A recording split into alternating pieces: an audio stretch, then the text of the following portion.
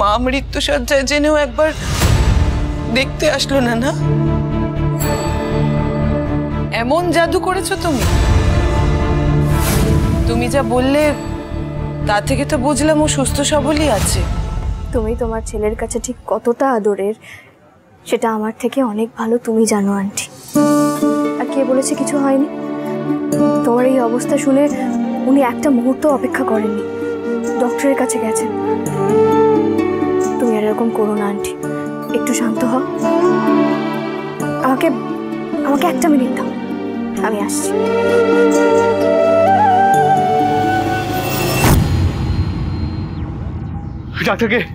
ডাক্তারকে দেখেছি, উনি উনি উনি চেম্বারে ছিলেন না। আমি সোজা বাড়ি চলে গেছিলাম। উনি আসেন 10 মিনিটস মধ্যে। মা কেমন আছে? মায়ের কি অবস্থা? মেজদা ভাই শোন, তুই নিজে যা, নিজে একবার গিয়ে দেখ। চল। হ্যাঁ ঋষি শোন, আমাদের কথাটা শোন, তুই একবার মায়ের সঙ্গে দেখা কর, ওটা জরুরি। তুই গেলেই বুঝতে পারবি কি হয়েছে। হ্যাঁ তুমি কেন কেউ কিছু বলছো না? আমি সাসপেন্সে রেখে দিয়েছি বলতে আমি বুঝতে পারছি। এই তো কি হয়েছে বলতো? কেউ কিছু বলছে না কি? মায়ের অবস্থাটা কি না সেরকম জানতে হবে, নাহলে ডাক্তারকে ডাকার দরকার নেই। একেবারে সোজা অ্যাম্বুলেন্স নিয়ে একেবারে কলকাতায় কোনো নার্সিং ভর্তি করে দেবো, সেটা জানতে হবে না। সবসময় বলেন না ভরসা রাখতে, আজ আমি আপনাকে বলছি ভরসা রাখো।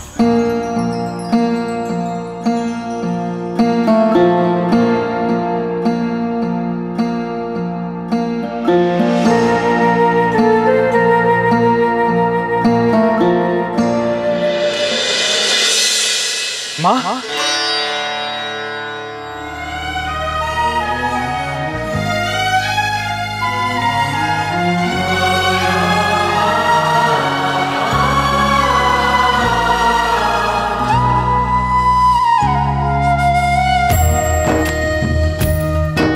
মাথায় ব্যথা লাগলো কি করে রে?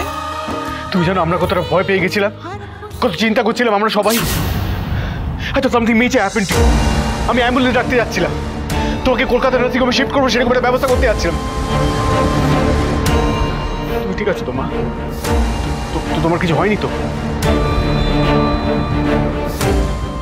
শুধু শুধু ছেলেটা পর হয়ে গেছে। This was such a childish move. এত ইম্যাচিউর তুমি কি করে হতে পারো মা? শুধু আমি না, সবাই চিন্তা করছিল। এর একটা পিকিউলিয়ার আইডিয়া তোমার মাথা আসে কি? সিরিয়াসলি মা, দিস সিরিয়াসলি?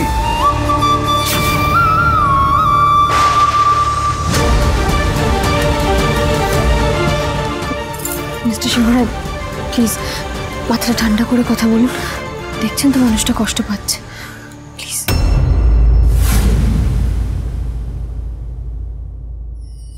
মা তুই সত্যি করে বলো, তুমি জেনুইনলি ঠিক আছো তো? তুমি সুস্থ আছো তো? হ্যাঁ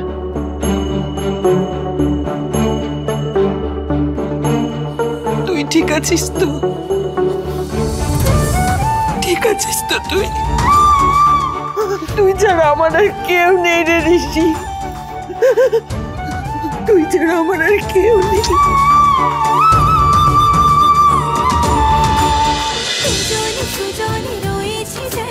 তেঁতুল পাতা সোম থেকে রবি প্রতিদিন সন্ধ্যে ৬টায় স্টার জলসায় ও ডিজনি প্লাস হটস্টারে।